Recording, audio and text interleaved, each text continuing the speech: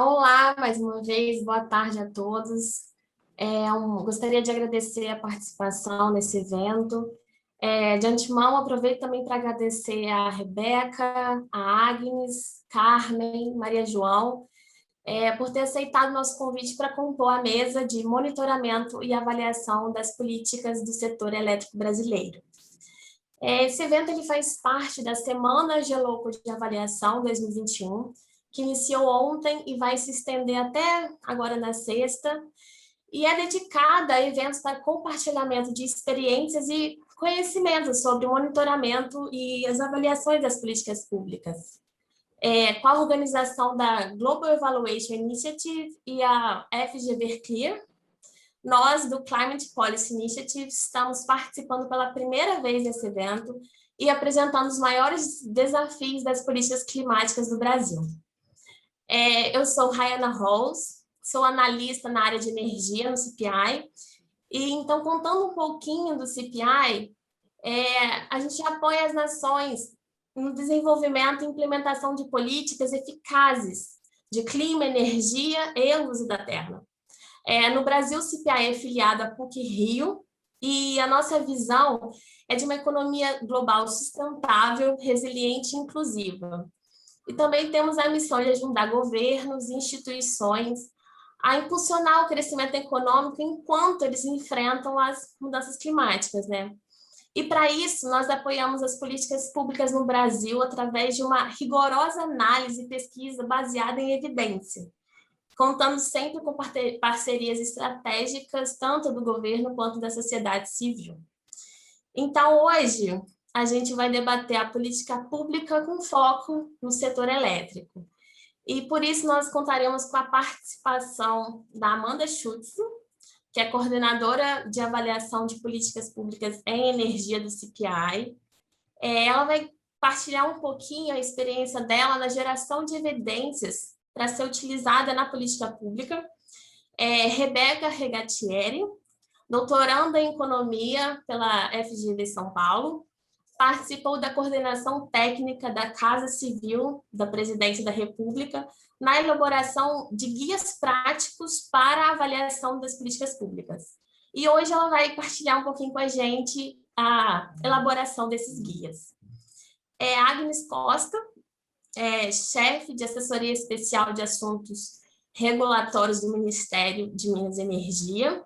Ela vai contar a experiência na elaboração das políticas públicas e a necessidade da criação de base de dados para o aprimoramento desse processo.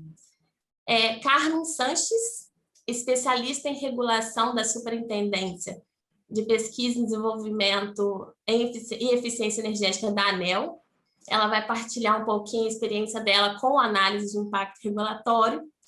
E Maria João Rolim, sócia do escritório Rolim Viotti Goulart Cardoso Advogados e presidente da Comissão de Energia da OAB São Paulo. Ela vai contar a sua experiência de como a regulação e a política afetam o setor privado. Essa mesa está estruturada da seguinte forma. Então, a Amanda vai começar com uma apresentação bem breve sobre a política com base em evidência. Depois, eu vou fazer perguntas orientadoras para cada uma das palestrantes. E eu peço para que fiquem num tempo de 10 minutos e comentem a respeito. Para auxiliar o tempo, a contagem, vai ter um timer na tela, então vai estar tranquilo. E os últimos 30 minutos vão ser reservados para as perguntas do público. Eu peço para que as perguntas sejam feitas no quadro abaixo de perguntas e respostas, nesse Q&A aí, e não no chat. Então, eu vou receber as perguntas e vou repassar para as palestrantes ao final. Mas fique à vontade, vocês podem fazer pergunta desde agora. Eu só peço para que indiquem na pergunta se vai ser direcionada a uma ou duas palestrantes, né? Quais são. Então, agora, eu passo a palavra para a Amanda, para ela fazer a apresentação sobre a política pública baseada em evidência. Obrigada, Rayana. Obrigada a todos os participantes e as palestrantes. É um prazer estar aqui com vocês hoje, ainda mais falando sobre esse tema. Eu vou fazer uma apresentação bem breve, na verdade, só para estimular o nosso debate, sobre monitoramento e avaliação das políticas do setor elétrico.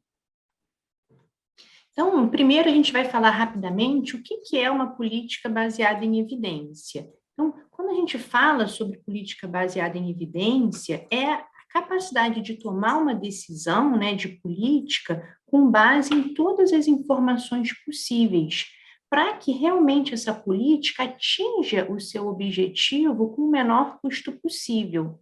E o monitoramento e avaliação são ferramentas extremamente importantes nesse processo de planejamento e gestão da política.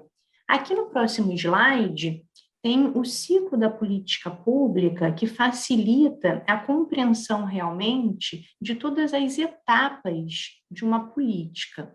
Primeiro, a gente vê a identificação do problema, realmente qual é o problema que tem que ser solucionado, o que a política realmente quer solucionar, qual é a questão que a gente está procurando resolver.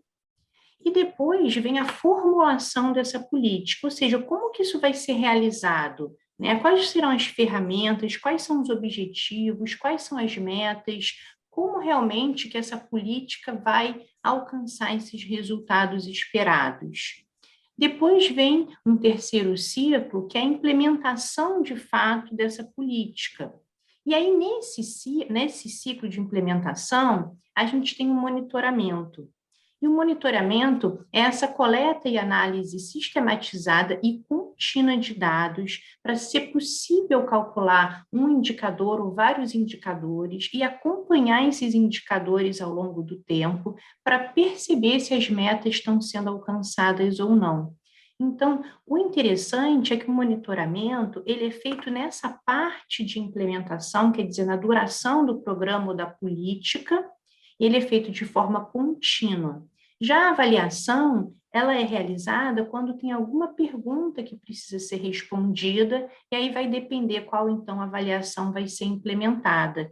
E ela não é feita de forma contínua, ela é realizada realmente para responder alguma pergunta, e ela pode ser feita antes da política, durante, depois. E aqui na parte da implementação, a gente pode pensar na avaliação de processo, que responde se o programa está sendo implementado como planejado, se teve algum entrave para essa implementação.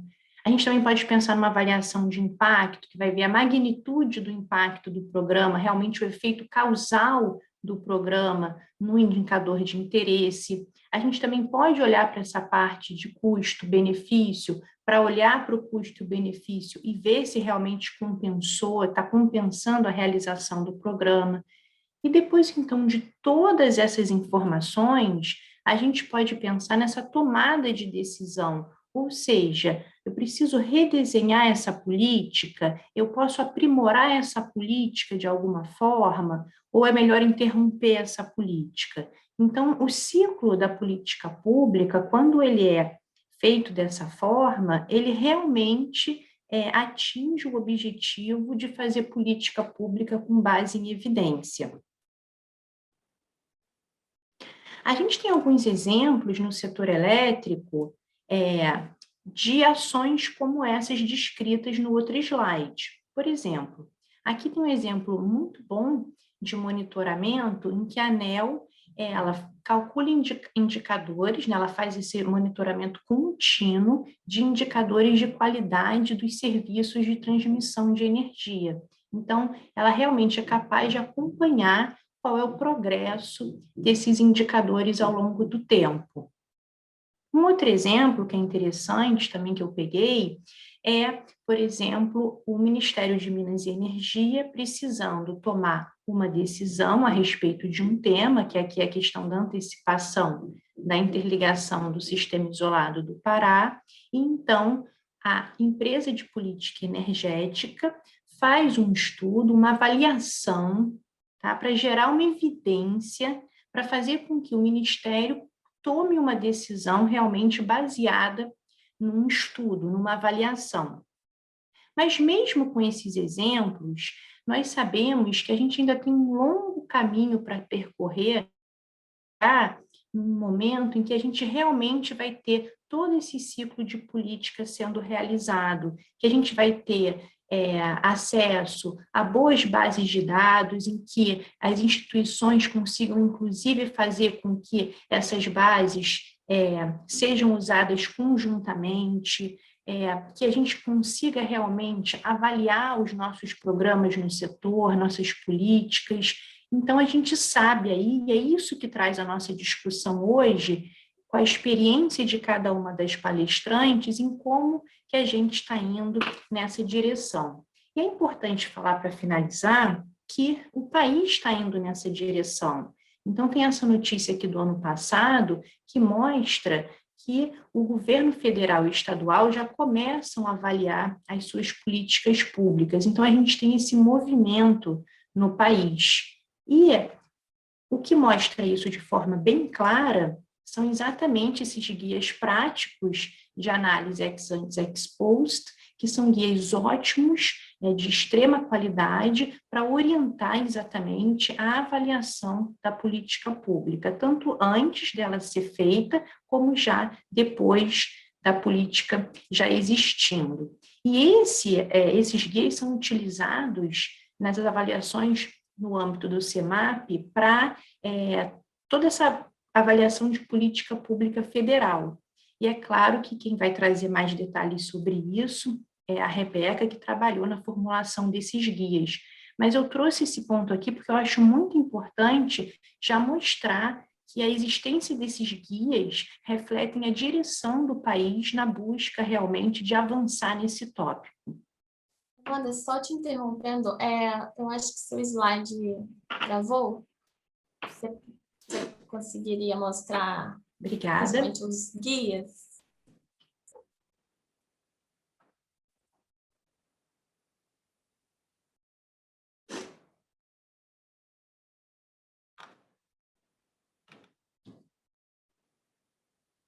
Eu acho que eu não sei se a Rayana caiu, vocês estão me ouvindo? Sim, então te ouvindo bem, Amanda. Então eu acho que foi a Rayana.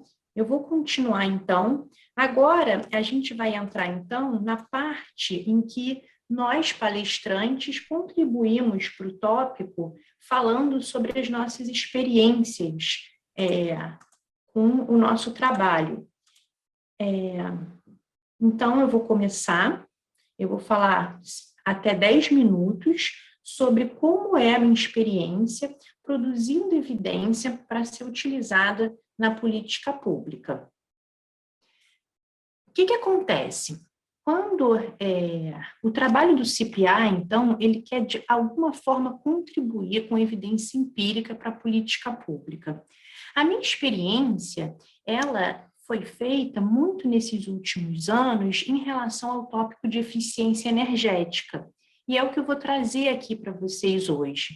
O que acontece? Quando a gente pensou sobre eficiência energética, a gente reparou que por mais que o Brasil tenha várias ações e políticas para promover o uso racional de energia, a gente não avançou em comparação ao resto do mundo nesse tópico.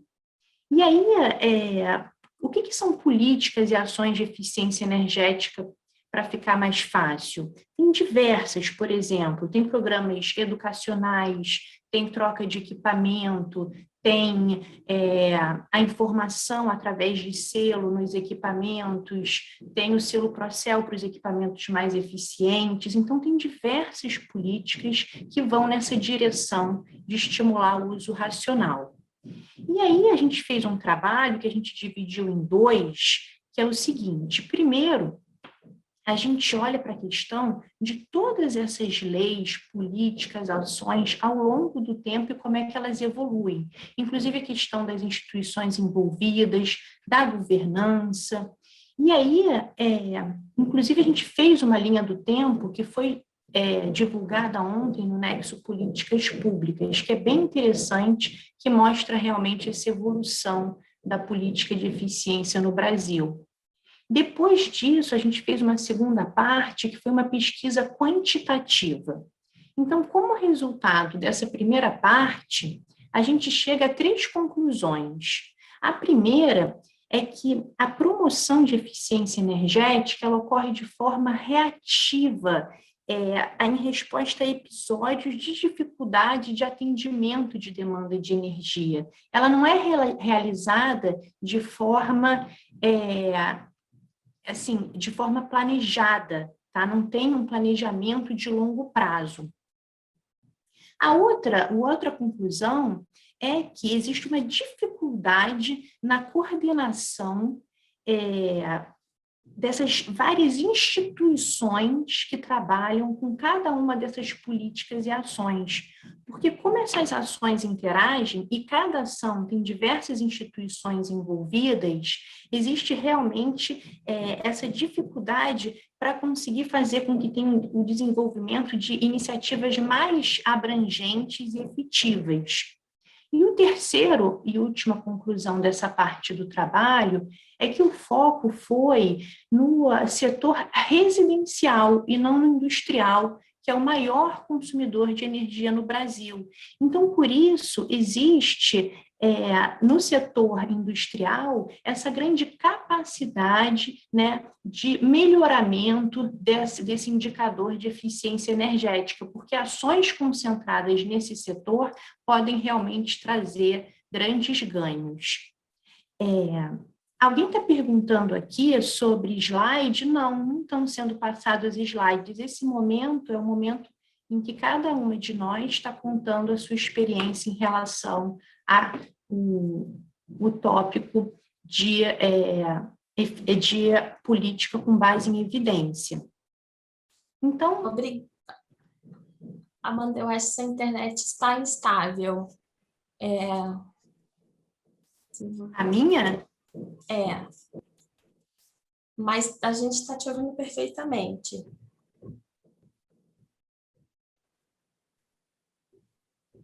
Eu posso continuar? Pode. Alguma parte eu preciso repetir? Não, qualquer coisa, depois a gente encaminha aqui no chat a parte do slide que foi apresentada na primeira parte da fala da Amanda. Mas pode continuar falando da sua experiência. Então, eu peço desculpas pela internet e vou continuar falando sobre a minha experiência. A segunda parte, que a gente entra, então, na parte da pesquisa quantitativa, ou seja, no momento que a gente entende que o setor industrial é um setor que realmente tem um grande potencial, a gente se debruça sobre esse setor avaliando a eficiência energética. Então, a gente, na verdade, estuda a dinâmica do setor industrial em relação à eficiência energética e à eficiência produtiva, porque a gente quer entender de que maneira a eficiência energética está relacionada à produtividade da indústria brasileira. E para fazer essa análise, a gente utilizou a PIA, que é a Pesquisa Industrial Anual do IBGE.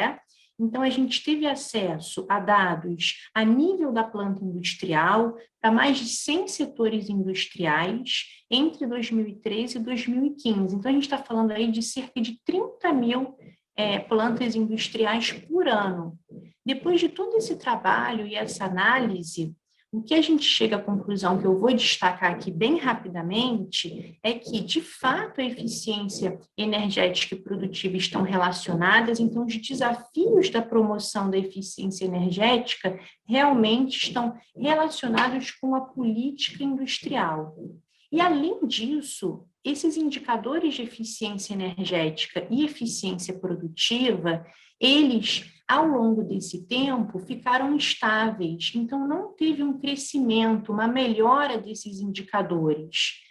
E o que a gente percebe, aprofundando o estudo, é que, na verdade, por mais que a eficiência tenha aumentado dentro das firmas, as firmas mais eficientes perderam espaço, perderam participação de mercado.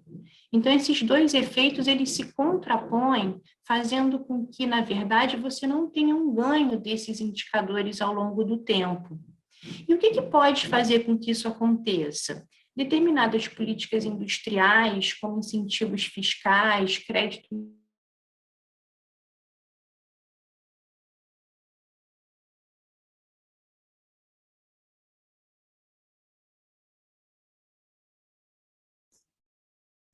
Eu acho que a gente perdeu a Amanda.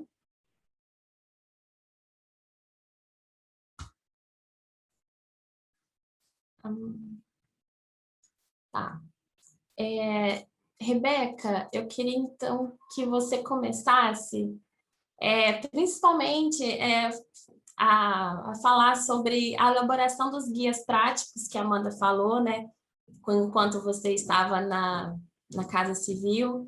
E como que foi essa experiência, os 2 guias, né? O ex-ante, ex-post. Fique à vontade, você tem 10 minutos para partilhar com a gente sua experiência. O timerzinho vai aparecer para mim aqui, que eu não estou identificando ele ainda. Ah, tá, já identifiquei, ótimo. Em primeiro lugar, muito obrigada pelo convite, fico muito honrada pelo convite na figura da Amanda e de você, estar participando, né, pelo CPI, desse debate importante. Vou fazer um preâmbulo, porque a minha história com a avaliação de políticas públicas vem do Tesouro, né, eu sou do Tesouro, então entrei no Tesouro em 2014, vou apresentar alguns materiais aqui, um pouco de propaganda. Quando eu cheguei no Tesouro, o Tesouro estava publicando esse livro, que chama Qualidade do Gasto Público. Então, é a apresentação de algumas metodologias para estimar eficiência, né? Então, você tem algumas formas de estimar eficiência. Então, você pode ver como é que você pode produzir mais com o recurso que você tem, ou como é que você poderia reduzir os recursos para chegar nesses produtos que você está alcançando. E aí, assim, eu estava em 2014 no Tesouro, e foi um momento complicado de crise fiscal. A gente tem uma tendência a sempre pedir mais e mais gasto público, né? Sempre uma demanda sobre o lado do gasto público forte, né? Então, sempre mais e mais recurso. E aí a gente foi chamado, eu era da área de estudos, né? Para participar de alguns debates de algumas políticas públicas que estavam com essa demanda. E aí o que a gente começa a observar? Que não havia nem monitoramento, não havia clareza de quais indicadores a política tinha como objetivo, né? Então, assim, como é que você vai avaliar se você não sabe para que ela foi feita, para que ela foi desenhada? Então, assim, o problema, a gente começa a ver que o problema é muito anterior. E aí a gente vai estudar as experiências internacionais, e aí a gente vai estudar México, Chile, Colômbia, que são nossos pares aqui, e estão fazendo avaliação de políticas públicas desde o início da década de 90. A gente acabou tendo um financiamento para conhecer a experiência do Reino Unido também, que também tem uma experiência de avaliação de políticas públicas muito importante, que também é do início da década de 90. E aí, essa foi uma bandeira que o Tesouro começou a defender, da avaliação de políticas públicas. E houve um debate interno, se era papel da instituição ou não, mas a gente avançou nessa proposta. E aí, diante disso, a gente acabou indo, a turminha toda ali, né, eu e, na época, minhas 2 chefes, fomos para a Casa Civil trabalhar nesse projeto, porque havia muita resistência na instituição de um sistema de monitoramento e avaliação de políticas públicas. O CEMAP surge em 2016 como uma portaria interministerial da Fazenda e do Planejamento, porque quando a gente estuda as experiências nacionais, o que a gente vê? Você tem um sistema muito bem organizado, com regras claras, muito bem definidas, um ritual, um processo, e ele vai selecionar algumas políticas para serem avaliadas. Nem todas as políticas vão ser avaliadas nesse sistema. Em média, eles avaliam de 10 a 15 políticas por ano. E isso tem um significado muito importante, porque a avaliação de políticas públicas, ela tem dois lados principais. Um é subsidiar a gestão da política pública, então eu, como gestor, tenho uma pergunta que eu não sei a resposta e quero entender, então faço uma avaliação para poder tomar uma decisão de gestão, e também tem um lado de transparência, um lado de prestação de contas importante. Então, assim, esse sistema, ele não avalia todas as políticas públicas, ele seleciona 10 a 15 políticas e aí ele vai fazer essa avaliação. E uma coisa fundamental nesses sistemas, que a gente vê no Chile, a gente vê no México, a gente vê no Reino Unido, que faz há muito tempo, é ter guias manuais de avaliação de políticas públicas. Porque eu dou uma diretriz para quem está, para os gestores que estão querendo avaliar, então eu dou um passo a passo, torno aquilo concreto, um pouco menos abstrato, e dentro desse sistema, todo mundo sabe como é que as políticas vão ser avaliadas. Fica um pouco complicado eu cobrar de uma política determinado critério e não cobrar de outra. Focalização, por exemplo, né? Então, você tem alguns parâmetros básicos, mínimos. Não quer dizer que você não vá avançar, né, na avaliação, mas algumas questões centrais, elas precisam ser respondidas para todas elas. E aí a Amanda apresentou muito bem, assim, que foi o que a gente expôs no guia, que a gente tem diferentes abordagens de avaliação. Eu originalmente sou de avaliação de impacto, mas com a minha experiência no governo federal, eu comecei a valorizar muito mais todas as abordagens, porque muitas vezes a gente vai para avaliação de impacto sem saber se aquele produto que a política se propõe a entregar, de fato foi entregue.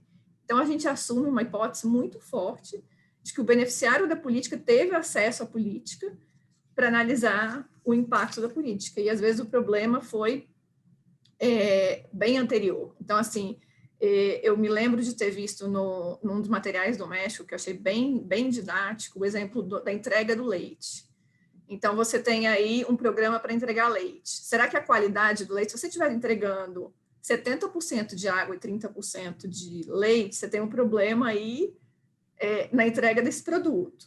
Se esse produto não estiver sendo para a família que está lá no cadastro, você também tem um problema, né? Então, assim, e o indicador é nutricional. Então, assim, você tem que acompanhar todo o processo. Então, assim, e uma abordagem que é muito útil, que é muito utilizada em vários dos sistemas de monitoramento e avaliação, é uma abordagem mais ampla, que a gente chamou aqui de avaliação executiva, que você tenta traçar o panorama da política, entender quais são as principais falhas ali, quais são as avaliações que seriam mais necessárias para aquela política em específico. Então, se é uma avaliação de processo, se é uma avaliação de resultados que envolve aí quantitativo e qualitativo. Quando a gente começou a discutir isso lá em 2015, a gente enfrentou muita resistência aqui no governo federal, com abordagem qualitativa e quantitativa, com uma falsa dicotomia, como se as duas coisas, quantitativo é ruim, quali é ruim, quando, na verdade, assim, o resto do mundo já, assim, os sistemas de monitoramento e avaliação do resto do mundo trabalham com as duas perspectivas, né, porque elas se complementam. Determinadas respostas a gente vai ter perguntas, a gente vai ter respostas com a abordagem qualitativa e outras com a quantitativa, né. Então, isso foi um processo. O CEMAP saiu como um decreto em 2019, porque tem muito mais força para você conseguir negociar com os órgãos setoriais, que aí você tem os órgãos centrais, né, Economia e Casa Civil participando desse processo junto com a CGU, mas você tem um diálogo com os órgãos setoriais, né. Então, assim, tem uma força institucional muito maior, que demorou um tempo para ele sair. E aí todo um processo da gente instituir a cultura de avaliação de políticas públicas. Então, ENAP e ESAF, né, que agora estão juntas, fornecem cursos e capacitações para os servidores da administração pública federal em avaliação de políticas públicas, porque a gente tem ainda que avançar. E aí um ponto importante que eu sempre falo, assim, sou um pouco pessimista, né? Então, assim, quando eu comecei nesse tema lá em final de 2014, aqui do governo federal, eu dizia, olha, a gente está 15, 20 anos atrasados em relação às melhores práticas do mundo. Isso tem uma vantagem. Quando a gente foi fazer o manual, foi muito mais fácil para a gente, porque a gente teve inspiração, a gente pôde olhar no manual do Reino Unido, a gente pôde olhar nos manuais do Chile, que são muito ricos, nos manuais do México, da Colômbia, do Canadá. Então, a gente teve muita inspiração para fazer. Mas, por outro lado, a gente não pode esquecer que a gente está assim, eles tiveram um tempo longo de romper as resistências técnicas e políticas. E a gente precisa acelerar o passo. Então, por exemplo, a avaliação ex ante no Chile, por muito tempo, ela era um processo sigiloso, porque os ministérios fazem pedidos de novas políticas, então tinha uma comissão, eles têm um checklist para preencher, tem uma comissão técnica que analisa isso e fazia um relatório objetado, favorável, né? Colômbia era verde, amarelo e vermelho. Então, assim, isso era sigiloso, mas hoje lá isso já é público. Então, assim, tem um debate, tem uma decisão que ela é técnica e tem uma decisão que ela é política. O político foi eleito para tomar a decisão, mas o que é que tem hoje nesses sistemas? Esses documentos são públicos, porque a sociedade pode fazer um debate público sobre isso, os jornais, a imprensa podem acompanhar a execução dessas políticas muito melhor, com muito mais informação. Acabou o meu tempo, né? Deixa eu só mostrar um pouquinho. Está faltando o guia Expost, porque não trouxe, não encontrei na minha mudança. Esse aqui foi o guia ex ante, que a gente fez 2. Um para formulação, então, questões mínimas a serem respondidas, e aí quando eu estava na Casa Civil, eu acompanhava, né, a proposta, então chegava assim, dos ministérios sem nem saber custo, nem qual era o objetivo, se tinha algum lugar no mundo ou no Brasil que aquilo tinha sido adotado e tinha funcionado ou não tinha. E aí a gente fez uma cartilhinha que é bem basiquinha, assim, quais são os passos. Então, é uma cartilhinha, assim, bem o beabá. Então, e por fim, assim, eu conto um pouco dessa história, porque houve, entre essas resistências, tem um debate se a gente já não fazia monitoramento e avaliação, e quando a gente vai ver, claro que há uma heterogeneidade, mas, assim, em geral, nem monitoramento a gente faz. Então, assim, em geral, tem boas referências, como a gente está vendo aqui no debate, mas, assim, de forma generalizada, a gente está bem atrás disso também. E aqui nesse livro, tem um capítulo que eu conto um pouco sobre o monitoramento e avaliação, como é que está a implantação no Brasil. Então, é um pouco isso. Agradeço de novo o convite, espero ter respondido a pergunta, a provocação. Muito obrigada, Rebeca. Realmente é um privilégio saber os bastidores. Eu particularmente adoro esses guias, então muito obrigada mesmo. Eu passo agora a palavra para a Agnes. Agnes, você pode nos contar um pouco sobre a sua experiência na criação das bases de dados para facilitar e aprimorar também o processo das políticas públicas? Obrigada, gente. Obrigada pelo convite. Estou super feliz de estar aqui. Eu sou, como a Rebeca, eu sou servidora de carreira no Serviço Público Brasileiro, eu sou gestora, que é especialista em políticas públicas e gestão governamental. Então, esse ciclo de políticas públicas que a Amanda mostrou, a gente conhece desde sempre.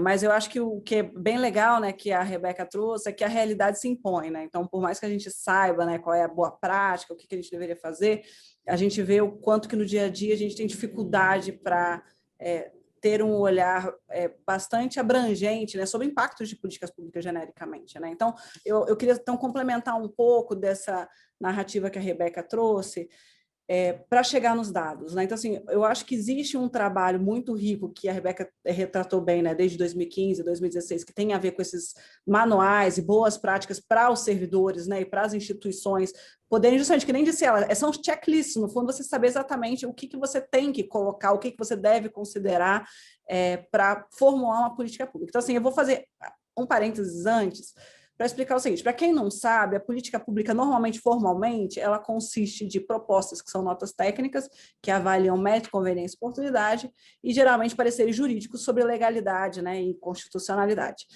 Por que eu estou falando isso? Porque muito, assim, eu posso falar pela minha experiência no setor de energia, mas, que nem disse a Rebeca, há uma heterogeneidade, mas hoje, principalmente, a gente tem que reconhecer, com o trabalho do controle externo, TCU e CGU, os órgãos hoje estão muito mais capacitados na proposição de políticas públicas de forma bastante fundamentada. Então, no nosso caso do Ministério de Minas e Energia, as nossas notas técnicas, assim, com o passar do tempo, a gente vê como elas evoluíram. Então, até a gente conversando com os órgãos de controle, eles falam, vocês cumprem todos os requisitos formais a priori, né? Aliás, todos os requisitos, não os formais, os requisitos necessários para uma proposição de política pública, porque a gente tende a estimar impactos, que nem disse a Amanda, avaliar os riscos, avaliar os públicos afetados, mas a gente não segue, né, nenhum manual e justamente, eventualmente, tem questões que a gente poderia trazer se a gente pudesse, né, seguir direitinho. Então, o que a Rebeca trouxe é verdade, e aí existe, então, na sequência desses 4, acho que a gente tem mais ou menos 4 guias, né, para essa parte de formulação de políticas públicas, a gente tem um decreto de 2020 que obriga, primeiro, o Ministério da Economia, as agências reguladoras e o Inmetro, a partir de abril de 2021, a fazer a análise de impacto regulatório e os outros órgãos e entidades a partir de 14 de outubro deste ano. Então, para a gente ver, isso que a Rebeca falou, assim, no fundo a gente está recuperando o tempo perdido, está chegando atrasado na festa, mas a gente tem que correr atrás do prejuízo, tem que dar um jeito de fazer. Então, a gente já está com isso nos ministérios, eu falo pelo nosso, a gente tem justamente criando meio que os colegiados, ou a forma, né, de como implementar essa análise de impacto regulatório, mas aí eu acho que a Carmen vai poder falar bem mais sobre isso, porque a ANEEL, com certeza, tem um histórico muito bom, né, e de realização já de análise de impacto regulatório. E aí, o que eu acho que é importante dizer? Então, a gente tem essa parte das boas práticas. Aí, falando um pouco de dados, né? Então, assim, as nossas notas técnicas a gente faz com base nos dados que existem hoje, né? Nas instituições, e aquilo que a Amanda falou para eficiência energética, que, no fundo, você depende da interlocução das instituições, é verdade, o Ministério de Minas e Energia em geral. Então, para a gente saber como que a gente formula políticas públicas, a gente tem que saber quem é que pode opinar ou não. Então, a gente sabe, o Ministério de Minas e Energia formula boa parte das políticas públicas, geralmente sob a forma de medidas provisórias, propostas de medida provisória, propostas de decreto, portarias. A gente tem pouca parte de implementação de políticas públicas, porque aí, o que é muito específico do setor de energia, o setor de energia é um setor essencialmente privado. Então, assim, a implementação, no fundo, depende dos comportamentos dos mercados, a gente mexe nas regras dos mercados, mas, no fundo, exceto alguns programas muito específicos, a gente não implementa programas. E aí a gente tem, então, a Agência Nacional Agência Nacional de Energia Elétrica, que é a regulação do setor elétrico, existe a Agência Nacional de Petróleo, Gás e Biocombustíveis para o setor de petróleo e gás, que tem a parte da regulação econômica, fiscalização, e aí algumas das diretrizes que vêm nas políticas públicas compete à agência reguladora traduzir em regulações, e aí no processo, né, de desenho dessas regulações, eles fazem, então, todas as estimativas de impactos, abrem consultas públicas, tomadas de subsídios, e com isso eles vão trazendo mais elementos para aquela política que a gente formulou no Ministério de Minas e Energia. Além disso, a gente tem, que nem a Amanda falou, a empresa de pesquisa energética, que é o braço técnico do Ministério. Então, boa parte dos dados e das simulações vem da empresa de pesquisa energética, principalmente quando se trata de questões afetas a planejamento da expansão e novas tecnologias e matrizes. Então, essas questões maiores e também muitas questões relativas a projetos, relativas à análise de impacto ambiental em projetos, também muita coisa vem da EPE. Aí a gente tem, além disso, a Câmara de Comercialização de Energia Elétrica, que é o mercado atacadista do setor elétrico, então eles têm a guarda de todos os contratos de energia do setor, e com isso, boa parte dos dados de comercialização são deles, e além disso, eles têm a gestão dos encargos setoriais. Então, toda a parte de previsão, prospecção, coisas futuras sobre encargos setoriais, a CCE tem, óbvio que com fiscalização da ANEEL, então a ANEEL também tem algumas informações sobre isso. E a gente tem o Operador Nacional do Sistema Elétrico, que é o responsável pela operação do sistema elétrico. Então, eles têm todos os dados que têm a ver com operação, com as cascatas, com as hidrelétricas, com quem está ofertando, quem está... Então, assim, questões de tempo real vêm do Operador Nacional do Sistema Elétrico, sendo que eles também são regulados pela ANEEL, então a gente tem os códigos de rede lá que são regulados pela ANEEL. Então, assim, a gente tem vários elos tomando decisões e tem vários lugares onde esses dados estão. E por que eu estou falando isso? Porque para a gente tomar uma decisão sobre uma política pública, geralmente a gente tem que pedir para o dono do dado que nos forneça as simulações. E isso é onde a gente vê hoje que é um pouco essa barreira daquilo que veio muito com a cooperação internacional, né, de trazer os handbooks, de trazer as boas práticas, mas a gente ainda precisa evoluir muito na construção de bases de dados integradas e que se conversem, que é o que a gente chama de governança de dados. Então, a gente vê algumas evoluções, sim, e aí eu vou fazer, então, um outro histórico que tem a ver com dados para a gente saber. Quando a gente começa a falar de dados no Brasil, desde o início dos anos 2000, começa a se falar sobre governo digital no Brasil, falando um pouco muito na questão da infraestrutura de dados. Então, em 2009, a gente tem, então, um decreto que eles chamam de Decreto do Cidadão, que fala um pouco sobre a obrigação dos órgãos públicos darem documentos digitais, né, no fundo. Então, a gente teria que digitalizar um pouco os governos para poder fornecer esse serviço digital. Aí, em 2011, a gente tem a Lei de Acesso à Informação, que tem a ver com a transparência, então aí os órgãos têm que se organizar para digitalizar documentos e poder fornecer de forma pública, então a gente tem o ESIC, né, as ouvidorias, e tudo associado a essa questão de como fornecer as informações para o cidadão. Depois a gente tem, em 2015, um lançamento do portal de serviços públicos digital, 2016, a política de governança digital, aí depois, 2018, a lei de proteção de dados, que daí fala sobre, justamente, aí tudo bem, a gente tem acesso a muitos dados, mas a gente tem que, principalmente os dados de indivíduos, de empresas, a gente tem que ter um olhar, né, para a proteção, e os governos têm essa obrigação, né, de zelar pela proteção dos dados. E aí, 2019, então, tem lei de proteção de dados individuais e a lei que prevê a criação da Agência Nacional de Proteção de Dados. Então, é muito recente essa discussão no governo federal brasileiro sobre como lidar com esses dados. Aí, quando eu olho para o setor de energia, o que a gente já vê? Com base na Lei de Acesso à Informação, dessa questão da digitalização da prestação de serviços digitais, a gente vê na EPE, um grande banco de dados, eles já têm alguns bancos de dados que são públicos. Então, eles têm, aqui eu estou sem anotar aqui, mas assim, tem dados lá do Balanço Energético Nacional, então, assim, que é mais acessível, né, então, para o cidadão. Então, se o cidadão quiser, tem lá, e o cidadão e o formulador de política pública tem as informações no site da EPE. O site da ANEEL também tem muita informação também. E aí, o que eu acho interessante é que, recentemente, talvez a Carmen possa falar um pouco sobre isso, a ANEEL criou, então, um escritório de governança de dados e informação. Por quê? Porque se a gente olha para dentro da ANEEL, exclusivamente, a gente vê a quantidade de bases de dados e de sistemas que a própria agência tem. E por que eu estou falando isso? Porque, para mim, enquanto formuladora de políticas públicas, quando eu preciso de uma estimativa, geralmente a gente interage com as diretorias da agência e eles pedem, então, internamente, para cada superintendência, dentro daquilo que é de sua competência, desenhar, né, ou simular um impacto, trazer alguma informação para a formulação da política pública.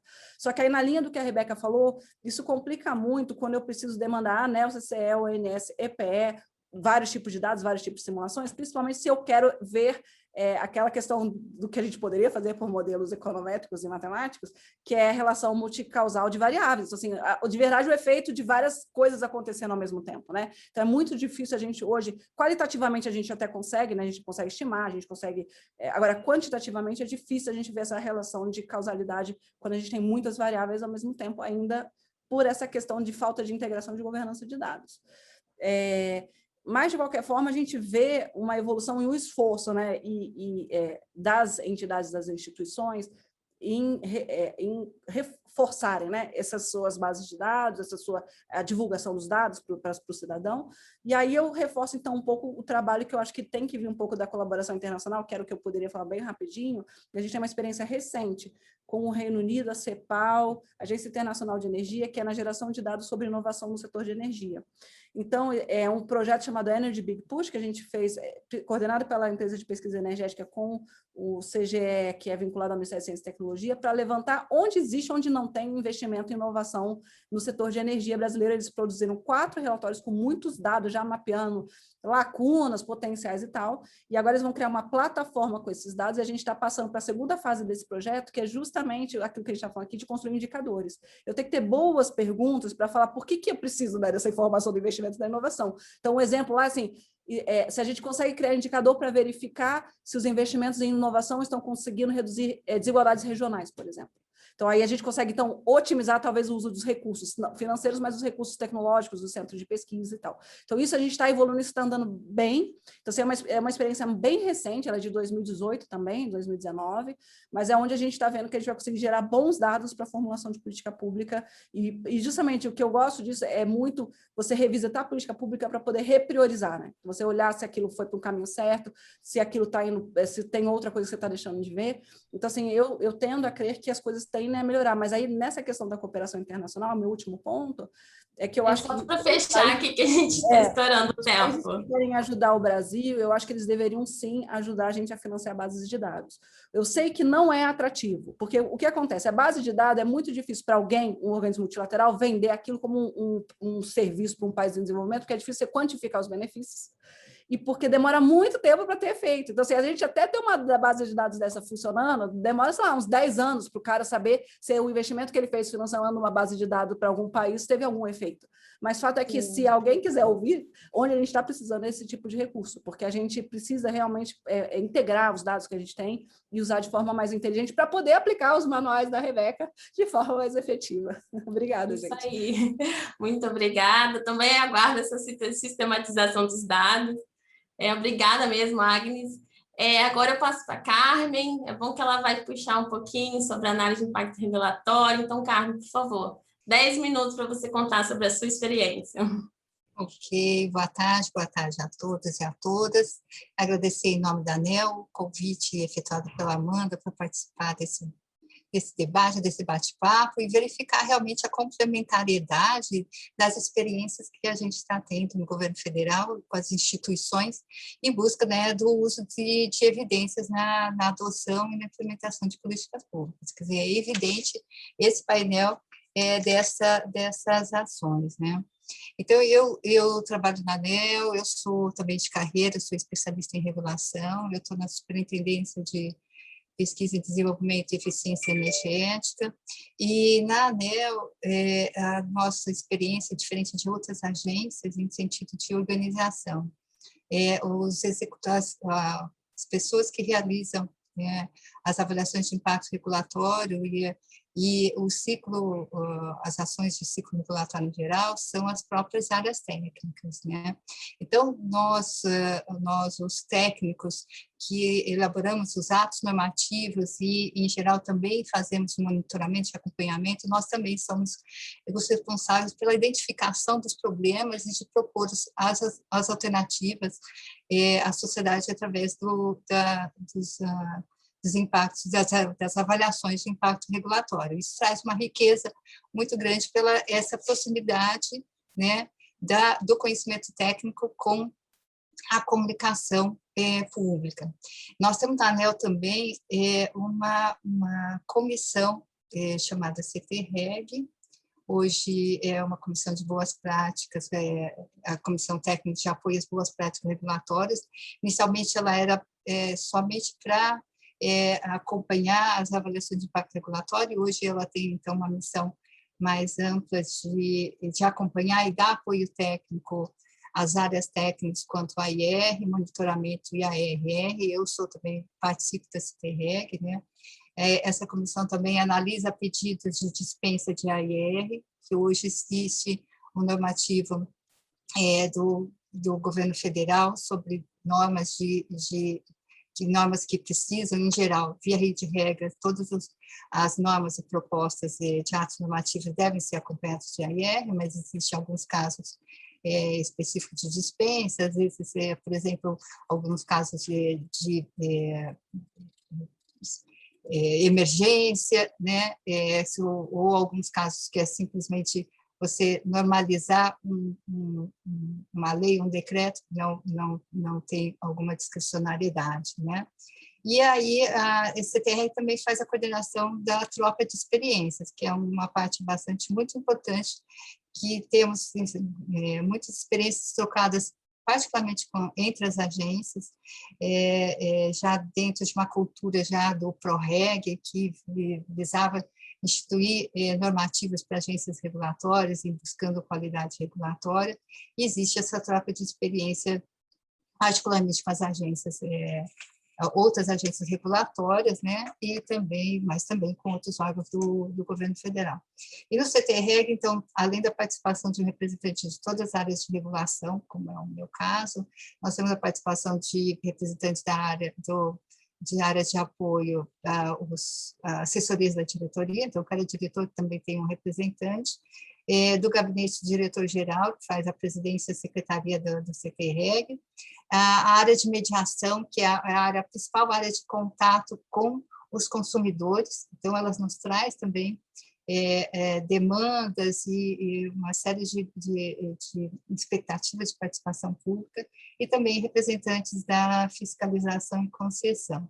Então, hoje, o AIR na ANEEL, ele sofreu, como também Agnes e Rebeca relataram, né, um avanço muito grande, com um aperfeiçoamento muito grande na agência, né, com o seu desenvolvimento, particularmente um primeiro marco foi a norma organizacional 40, que a primeira vez ela foi instituída em 2013, se não me engano.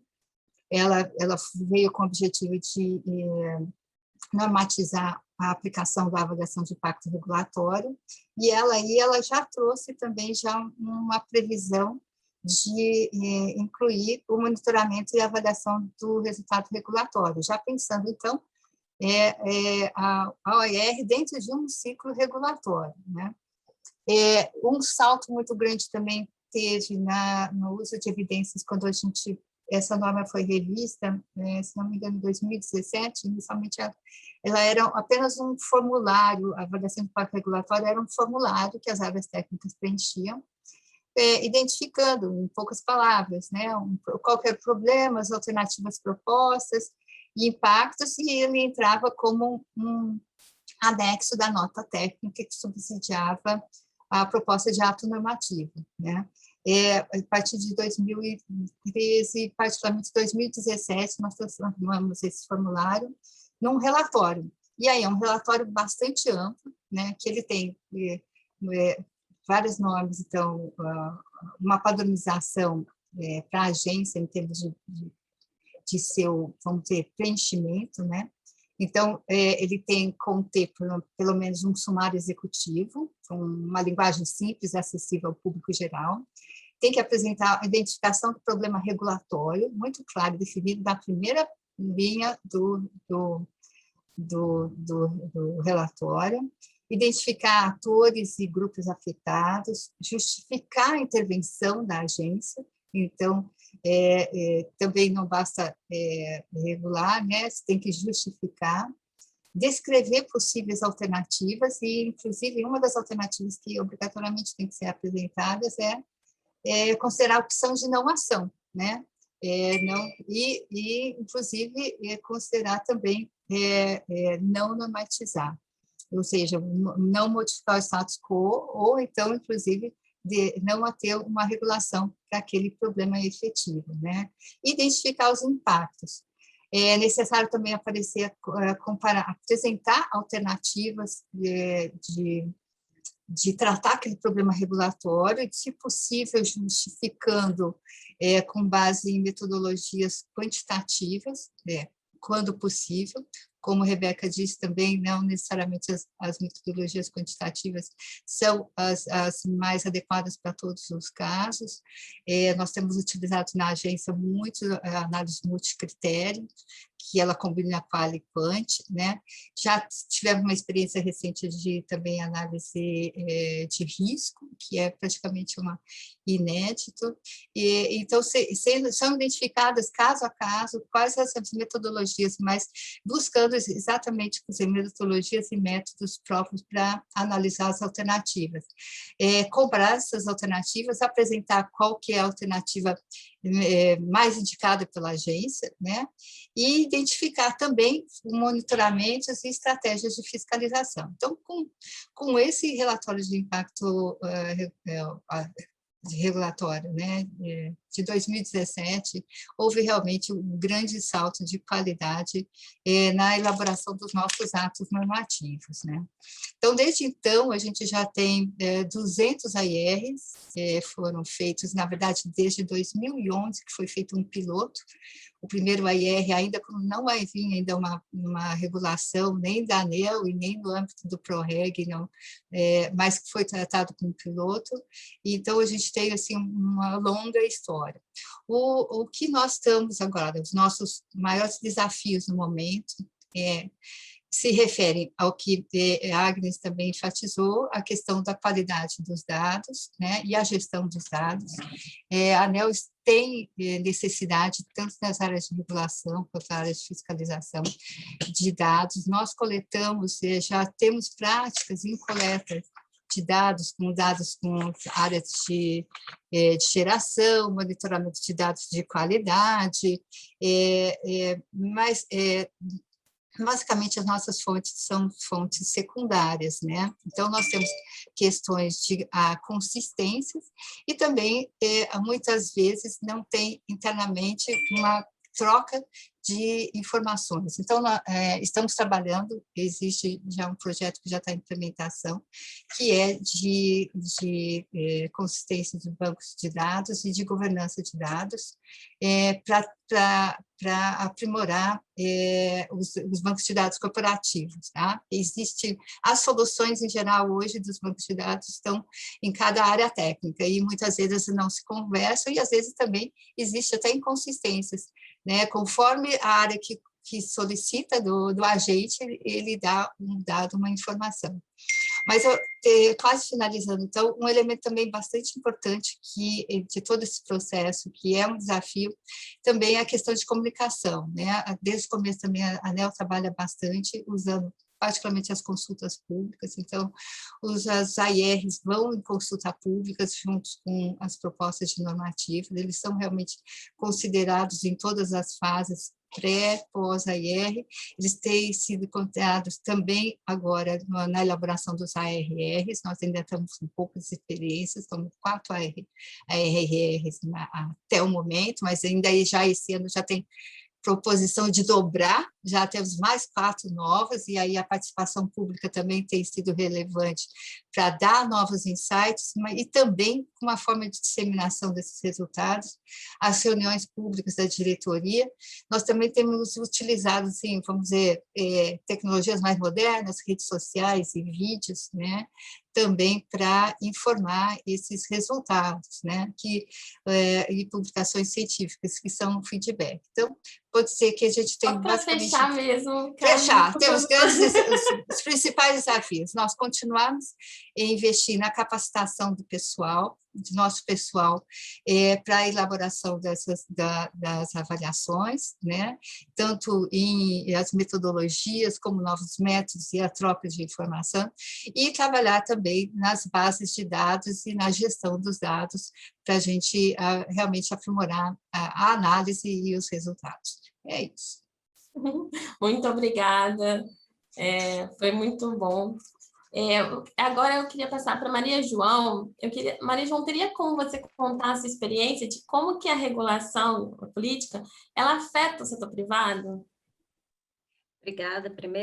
Obrigada, boa tarde a todos. Eu queria primeiro cumprimentar todos que estão assistindo, a mesa também, e agradecer o convite aí ao CPI, porque eu gosto bastante desse tema também.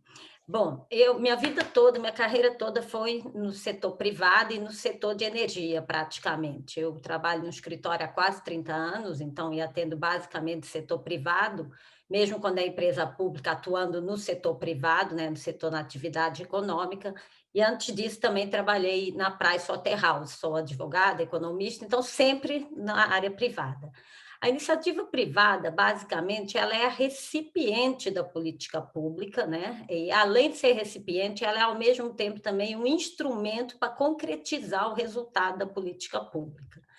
Então, a forma que a iniciativa privada vê e enxerga a política, ela é dual, eu costumo dizer. Por um lado, ela pode ver como um fator muito positivo, catalisador do investimento e do comportamento da iniciativa, e, por outra, ela pode criar um fator de instabilidade se ela não for coordenada da forma que a iniciativa espera ou vê, e aí ela pode criar uma oportunidade até para a iniciativa privada, desculpa, eu estava falando pública, se reorganizar e explorar eu diria, os caveatos, os aspectos que não estão bem articulados, porque, de fato, a iniciativa privada ela precisa, como se diz, sobreviver, se virar, e o que ela quer é saber qual é o risco dela e onde que ela pode investir, onde que ela não pode. A previsibilidade é muito importante e como minhas colegas trouxeram aí a transparência, a informação, até para reduzir um pouco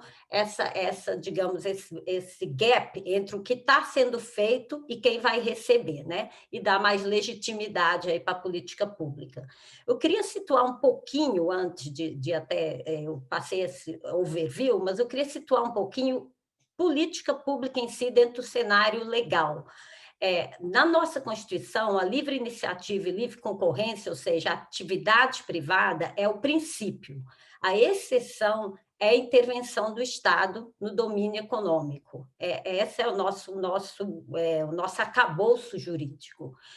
Mas essa intervenção do Estado, ela vem através do planejamento geral, e esse planejamento está no artigo 174 da Constituição, que é um planejamento, digamos assim, conhecido de modo geral, não é um planejamento setorial que estamos falando, é o planejamento para equilibrar os interesses, para que a iniciativa privada seja, e a livre iniciativa e concorrência seja conciliada aí com o desenvolvimento regional, com de redução de desigualdades, enfim, outros objetivos que vão ser efetuados através justamente da intervenção do Estado. E como que se dá essa intervenção, então? Ela se dá por instrumentos que são complementares e diversos. Ela se dá por política pública, por planejamento e por regulação. E os três afetam muito no caso do setor elétrico, e, em particular, aí tem um papel muito importante para desenvolver na questão de mudança climática. Na política pública, a gente vê que ela se dá por meio de tentar organizar o processo, né? No setor elétrico, eu diria aí por meio do Ministério, né? Por meio também do Conselho Nacional de Política Energética, todos os órgãos aí que a Agnes citou. E aí você tem também a função do planejamento, e aí do setor elétrico, o órgão mais importante é a EPE, né? A EPE, a Empresa de Pesquisa Energética. E na área da regulação, aí você tem a ANEEL. Dentro desses órgãos, desse corpo e desses instrumentos, né, de planejamento, política pública e a regulação, a iniciativa privada ela se posiciona para entender a articulação entre esses órgãos. Então, a governança entre as diversas políticas públicas é bastante relevante, às vezes até mais relevante do que uma política pública ou um direcionamento de uma política do setor. A articulação e coordenação de governança e de instrumentos tem um impacto muito grande na forma como a iniciativa privada recebe e percebe a política pública. Então, para dar dois exemplos, ou alguns exemplos, dentro aí da área de planejamento, eu citaria, por exemplo, o Plano Decenal de Energia, os vários planos decenais de energia que a gente já teve. O Plano Decenal de Energia e os planos de energia, o planejamento energético, ele indica para a iniciativa privada um rumo de investimento. Então, se ele seguir os critérios que vocês trouxeram em metodologia, cenários, avanço, ele não é obrigatório, porque a iniciativa privada ela percebe não só a política pública oficial, mas todo o movimento dos entes públicos. Então, ele pode vir também através de guidelines, de reuniões, tudo que os entes públicos fazem é um sinal para a iniciativa privada. Os planejamentos energéticos funcionam assim. Então, eles mantendo uma coerência, quando se diz coerência metodológica, eles indicam um sinal de investimento. Se você olhar para trás do Brasil, desde que os planejamentos foram feitos, muito se cumpriu num direcionamento de você perceber onde a iniciativa privada quer chegar. Por exemplo, em que fontes investir. Você acaba usando o plano energético para decidir qual espaço que cada fonte quer ocupar, né? Fonte de energia. Por outro lado, se você perceber uma desarticulação entre as diversas políticas, há instaurado imediatamente um ambiente de instabilidade, de insegurança jurídica e insegurança de investimento. Para dar, por exemplo, como um exemplo, nós temos duas políticas que, no setor elétrico, precisam conversar mais, eu diria, que é a política de meio ambiente e a política energética em si. Então, quando você tem a política energética focada em segurança energética e a política ambiental, obviamente, focada em segurança ambiental e em proteção do meio ambiente, você tem duas políticas que, se não conversarem, criam uma instabilidade. E o reflexo disso no setor elétrico, bastante recente, foi atraso de obras. Então, você tem todo um planejamento energético que prevê uma expansão, que segue todos os critérios que vocês trouxeram, em expansão energética, etc. e tal, onde o investimento vai, mas que não colide ou não coincide com o planejamento voltado para a proteção do meio ambiente, porque foram feitos em ambientes não articulados. E não quer dizer que um está certo ou o outro está errado, porque o que é mais importante, segurança energética ou proteção do meio ambiente? Constitucionalmente são iguais os valores. Cabe ao ente público articular, e ele articula através da articulação institucional e de políticas públicas. Então, é assim que o ente percebe.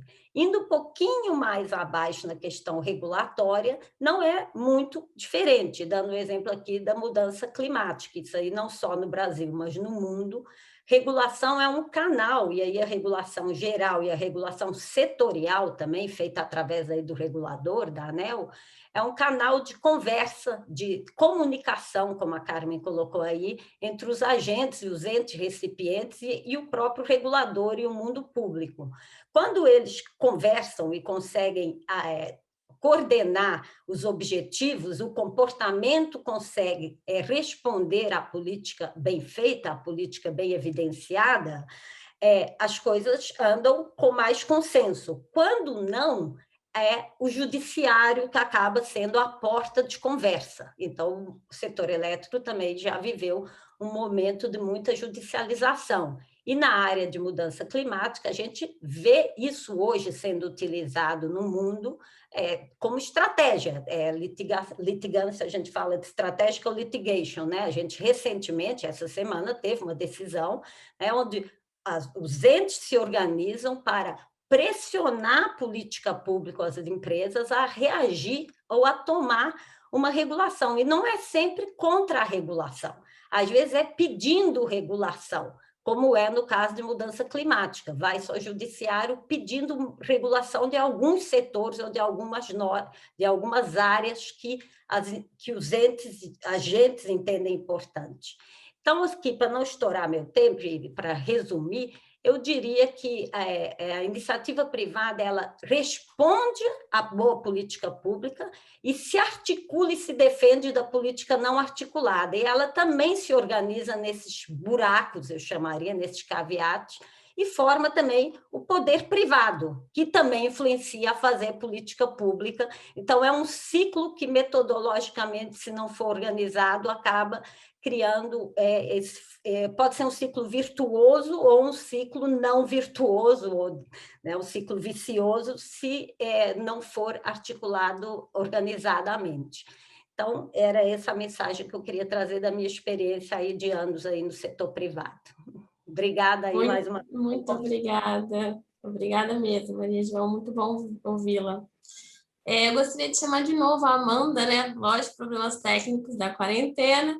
Eu queria, Amanda, nessa parte, você falasse especialmente de como que as políticas públicas elas podem se sobrepor e quais são os efeitos dessa sobreposição. Claro. Está funcionando dessa vez? Tá, perfeito. Agora vai funcionar. É interessante esse fato que você perguntou, porque, voltando um pouco, depois de toda essa contribuição das minhas parceiras painelistas, eu queria enfatizar como também é importante a contribuição da academia e da pesquisa, tanto para gerar dados, como para auxiliar que a política seja realmente feita com base em evidência. Então, através desse trabalho, que a gente se debruça sobre dados e traz uma evidência empírica, a gente chega a diversas conclusões. E uma delas, que é essa última, que é bastante interessante, é que por mais que a política energética tenha andado numa direção, a política industrial que não estava com foco na questão de eficiência energética, de forma indireta, afetou esse resultado. Então, por isso que é tão importante fazer essa avaliação, repensar, porque muitas vezes quem está formulando a política de eficiência energética pode não estar entendendo por que aqueles indicadores não estão progredindo, não estão evoluindo. Por que a indústria não está usando melhor o recurso de energia, mesmo com todas essas ações que estimulam nessa direção? E aí você tem uma política industrial que faz com que você tenha esse efeito oposto. E é interessante o exemplo do setor de ar-condicionado, que eu vou falar rapidamente, que a política industrial do setor de ar-condicionado é a da Zona Franca de Manaus. E essa política é assim, para você, então, usufruir dos benefícios fiscais, você tem que estar localizado lá na Zona Franca e tem que entregar contrapartidas. No caso desse setor, uma delas era conteúdo nacional, era comprar o compressor produzido no Brasil. Só que o compressor é uma parte muito importante do ar-condicionado para fazer com que ele seja eficiente. No momento que essas empresas poderiam importar compressores tecnologicamente mais avançados, você tem como resultado um aparelho menos eficiente chegando aos consumidores brasileiros. Então, mesmo com toda essa política de etiquetagem, de nível mínimo de eficiência, de troca de equipamento, com todo esse esforço da política energética para produzir equipamentos mais eficientes, se você tem uma política industrial na contramão disso, você não tem o sucesso que poderia ser alcançado. Então, isso tudo é para mostrar como é importante realmente fazer essa avaliação e como todas colaboraram nesse aspecto de ter uma boa base de dados e de realmente conseguir usar toda a informação para apoiar a decisão do governo para as políticas, para as melhores políticas possíveis para o país. Muito obrigada, Amanda. Eu quero agradecer também a todas, tá? As palestrantes. Foi realmente muito enriquecedor ouvir sobre um tema tão importante que, particularmente, eu sou apaixonada. Agora a gente vai abrir para as perguntas, tá? Cada um vai ter 3 minutos para responder. O time vai continuar na tela, tá? Para orientá-las. E tem uma pergunta aqui que engata muito com o que a Amanda falou e é direcionada para a Rebeca. Rebeca, quais são os principais desafios para incorporar o conhecimento empírico, seja dados, evidências, avaliações, na formulação e na execução da política pública?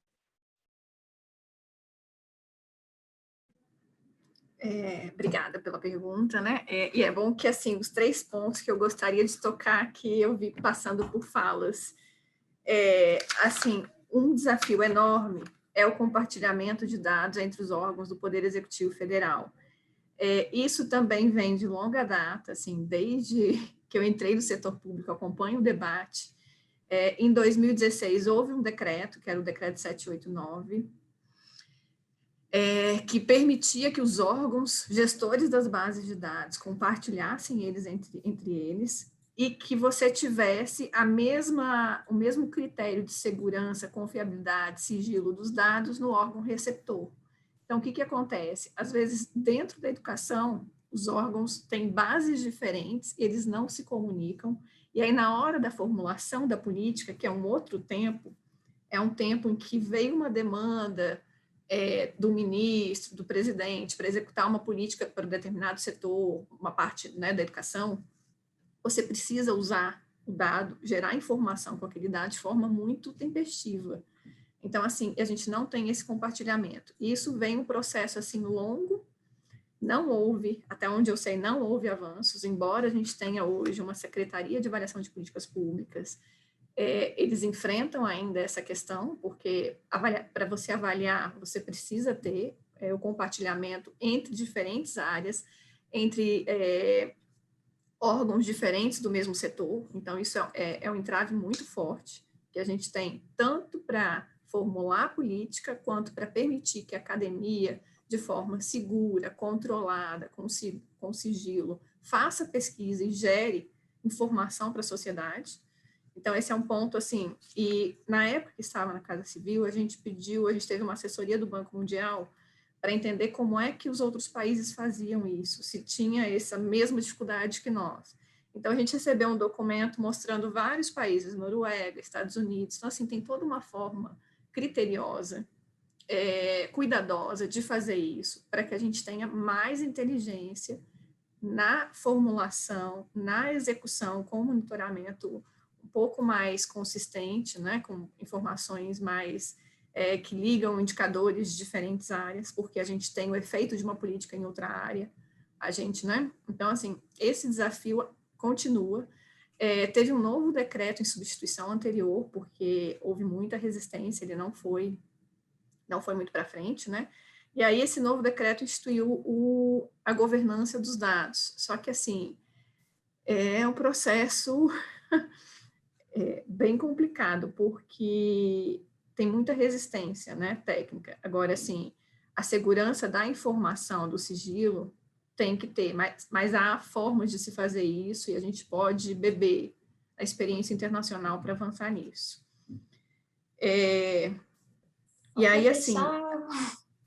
Tá, fechando, assim, da pesquisa e da academia, né, da parte empírica, porque a Amanda comentou isso. Nesse sistema de monitoramento e avaliação, a academia, ela tem um papel, ela fornece informações e pesquisas que podem ser utilizadas. Então, por exemplo, na primeira abordagem que a gente coloca no Guia Expost, avaliação executiva, o que é que a gente coloca? Levantar o que é que há.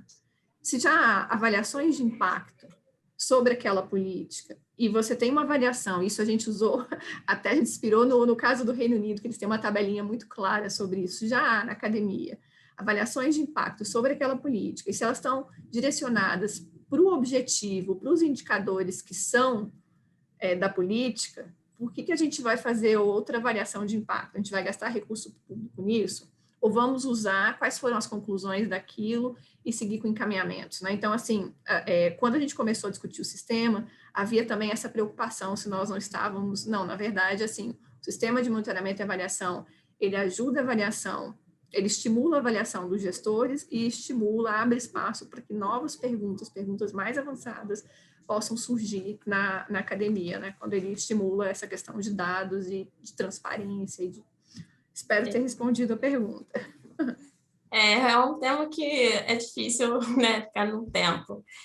Maria João, temos uma pergunta aqui de como que a sociedade civil pode contribuir para promover a prática de política pública baseada em evidência? Obrigada pela pergunta. Olha, eu acho que a forma de contribuir é a participação mesmo. Acho que existe a forma de você contribuir, porque a sociedade civil, ela é receptora, assim, da política, mas ela também é o watchdog, né? Ela que vigia o ente público, né? A gente nunca pode se esquecer, apesar de não parecer, que o governo, o Estado, vem da teoria do contrato social, né? Sociedade civil, abriu mão de liberdade para que o Estado tomasse conta de algumas coisas. Então, quem é o recipiente, quem é o dono do resultado da política é a sociedade civil. Então, ele pode, sim... A gente esquece disso no dia a dia, porque por causa da relação, como diz a Agnes, a realidade se impõe no dia a dia, a gente esquece quem realmente detém o poder. Está escrito na Constituição, o poder é do povo, da sociedade civil. É ele que é Estado, se não quiser vai ser anarquia, né? Então é ele também que tem a forma de cobrar, de participar, de exigir transparência, de dar a opinião dele, de exigir os canais e de votar. O melhor jeito que você tem numa democracia é através do voto, é através do voto consciente, esclarecido, da participação consentida e informada, e por isso, muito importante a informação, porque se você não tem informação, você provavelmente não está tendo uma participação informada, existem diversos modos de perguntar, para usar meu último tempo aqui, é diferente você perguntar para alguém se a pessoa é a favor ou contra a energia nuclear, e eu estou me baseando num caso específico, ou se você perguntar se ela é a favor ou contra construir energia nuclear no quintal dela. são duas perguntas totalmente diferentes para a mesma pessoa.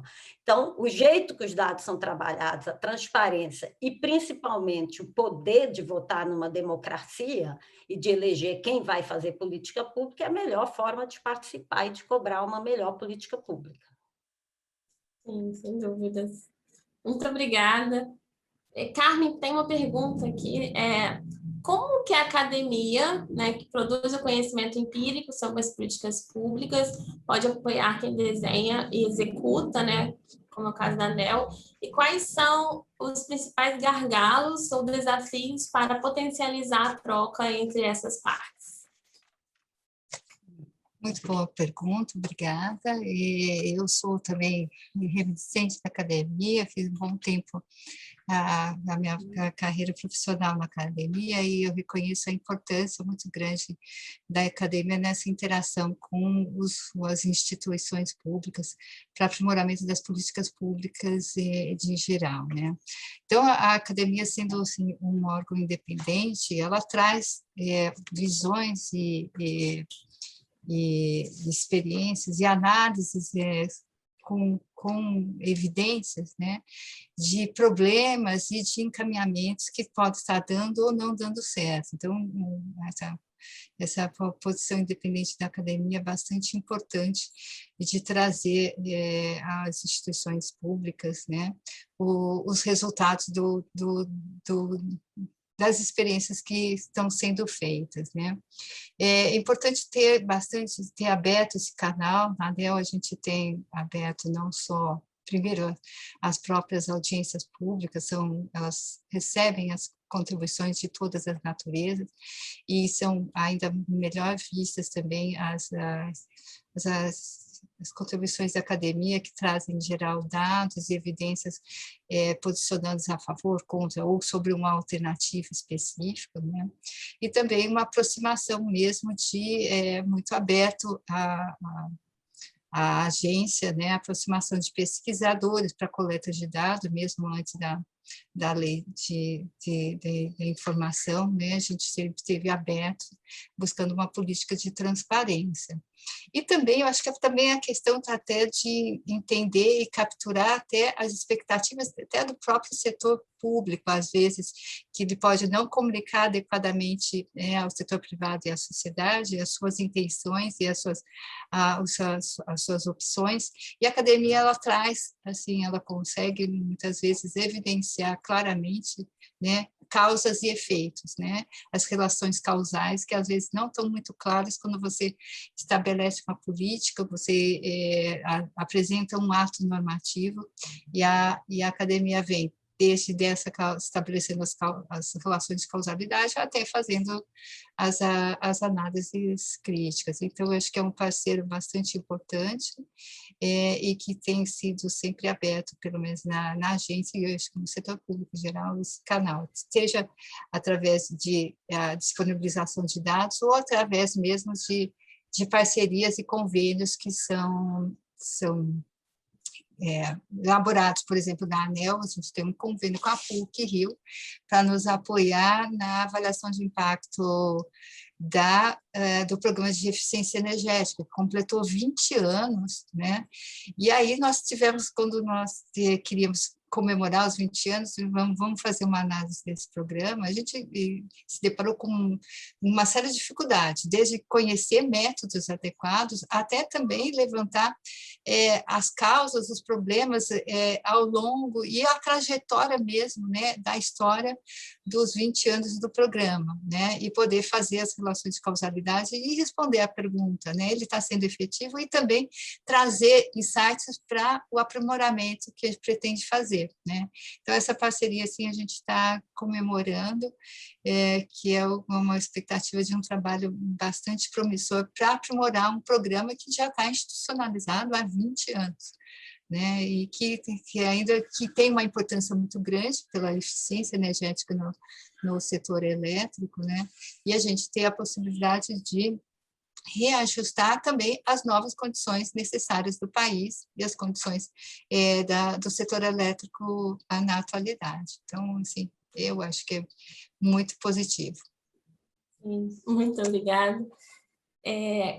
Agnes, uma pergunta para você. Quais são as principais lacunas de conhecimento empírico, dados, evidências, avaliações referente às políticas do setor elétrico, dados relevantes que ainda não existem, ou instrumentos de política pública que ainda não foram avaliados? Nossa, essa é uma pergunta muito ampla, assim.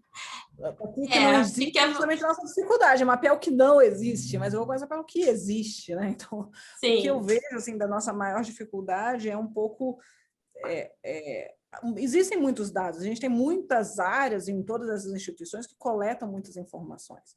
O nosso problema é com o dono do dado. Então, o dono do dado tem uma planilha que só ele entende, que só ele sabe mexer, e aí a gente tem sempre esse risco quando a gente é setor público e com um setor com tantas instituições com competências muito bem delimitadas, de não criar dados oficiais que não sejam do dono do dado.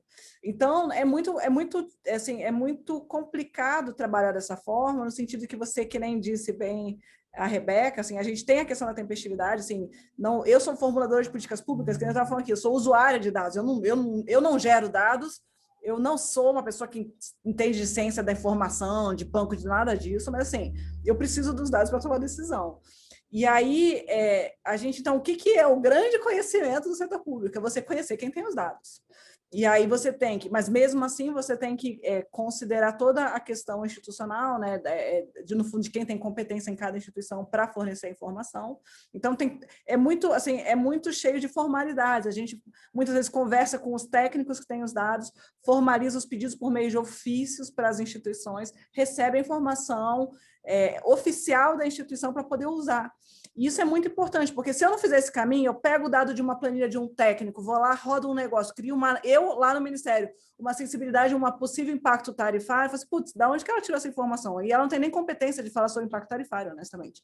Então, a gente tem, eu acho que o nosso problema não é de falta de dados, é de integração desses dados, primeiro dentro de cada instituição, porque cada instituição tem várias áreas com vários dados, várias planilhas, e depois entre as instituições. E aí, de forma que para um usuário como eu não tenho que ficar minerando indo atrás de um monte de gente que esteja lá informado o dado que é o oficial, e eu uso o dado para aquilo que eu precisar. Então, eu acho que falta mais a integração, eu não acho que faltem dados, não, eu acho que falta muita integração dos dados, e aí eu acho que precisa de um conhecimento que não é do formulador da política pública, é o conhecimento do cientista de dados. Então, assim, se a gente vai fazer concurso público para contratar a galera de ciência de dados para montar esses bancos de dados, é uma alternativa.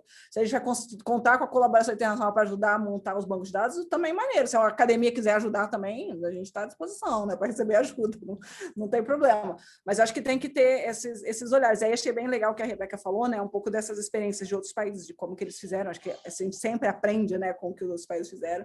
Eu acredito muito no leapfrogging, a gente não precisa passar pelas mesmas dores que os outros países passaram, principalmente chegando tarde na festa, mas eu acho que... mas eu assim, não me iludo, porque eu sei que é algo que requer muito trabalho, requer um conhecimento muito específico, assim, não é para amadores, né? Não é para eu chegar lá e eu acho que o banco de dados devia ser dessa forma, que vai ser ótimo para mim, vai ser péssimo para o outro. Então, assim, e aí eu acho que falta, então, talvez, esse tipo de conhecimento na administração pública, mais específico, ou mais organizado, né? Assim, dos servidores públicos com esse tipo de conhecimento para essa nossa realidade do serviço público. Então, a gente viu a evolução na legislação, né?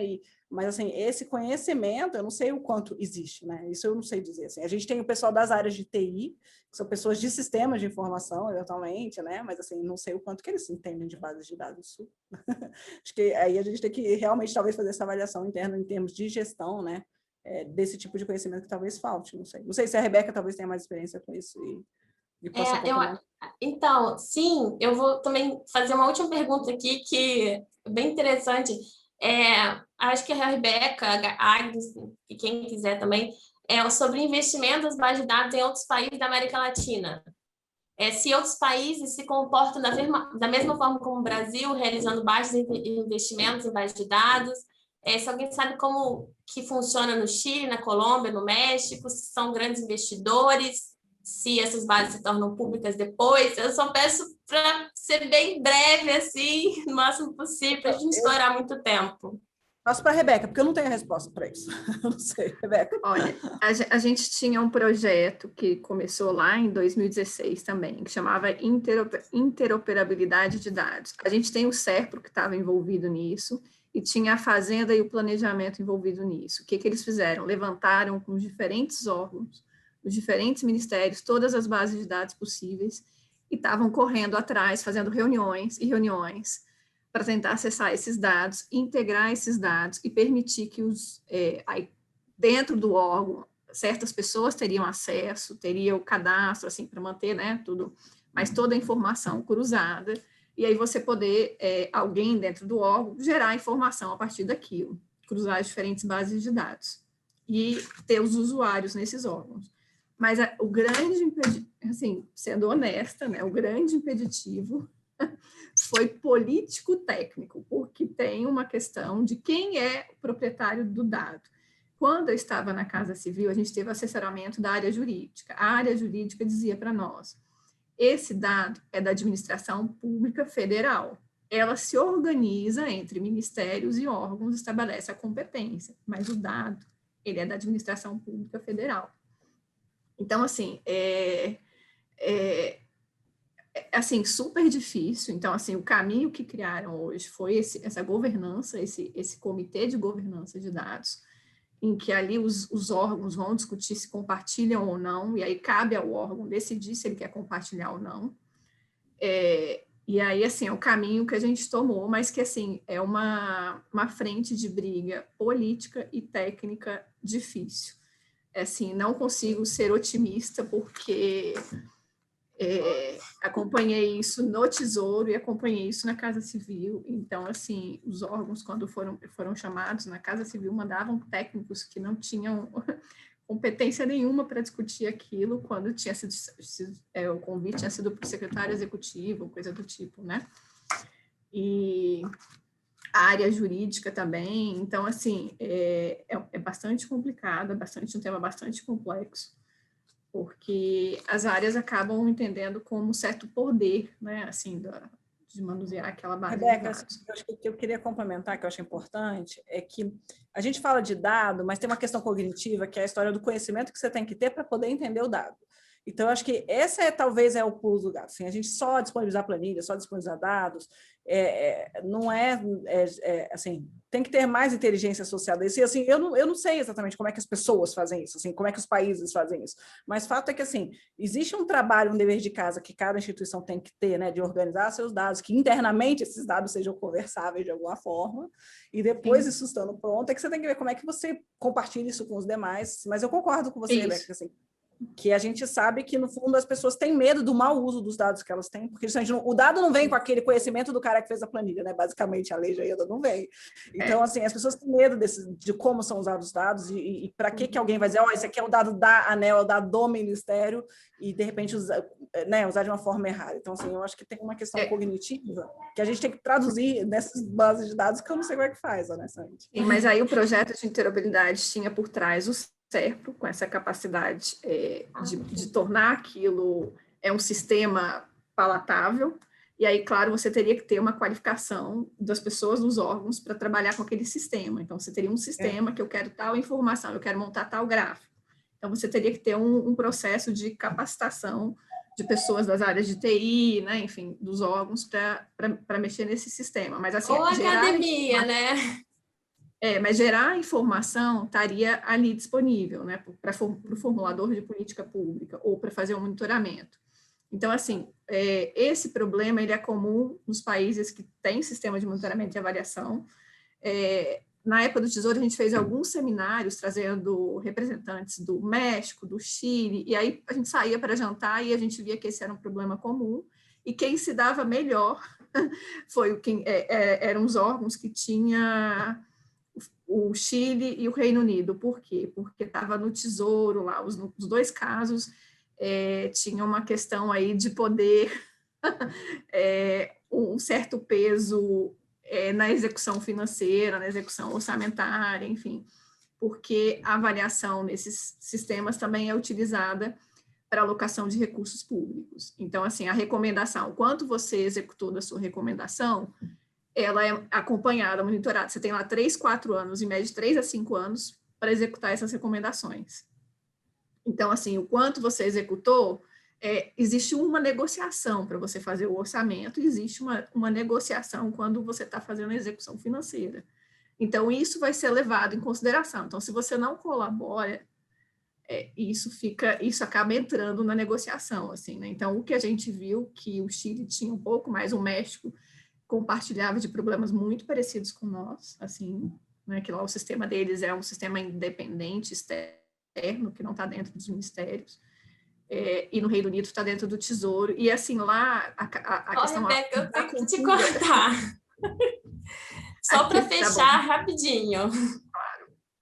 A questão da cultura é muito importante, de avaliação, porque quando a gente fazia essas perguntas lá no Reino Unido, eles não entendiam as nossas perguntas, porque os diferentes ministérios respondiam para a gente, mas é recurso público, como é que eu vou resistir a compartilhar um dado que vai ser usado para avaliação?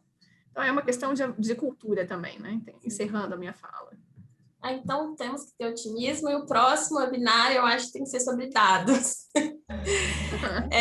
Gente, a gente já estourou o tempo aqui. Só para o público, eu peço para que se vocês quiserem mandarem mais perguntas, tá? Tem o e-mail do CPI e da Amanda que está no chat. A gente está gravando também esse webinar, e os links estarão disponíveis, tanto dessa mesa e de outras mesas que o CPI organizou. Eu agradeço assim, imensamente a participação de todas aqui, também do público. Realmente foi um prazer imenso ouvi-las. E aproveito também para agradecer ao Dialogo pela oportunidade de nos proporcionar essa troca tão rica. Até a próxima. Tchauzinho a todos. Muito obrigada. Tchau, gente. Tchau, obrigada. Tchau. Tchau, obrigada. Obrigada.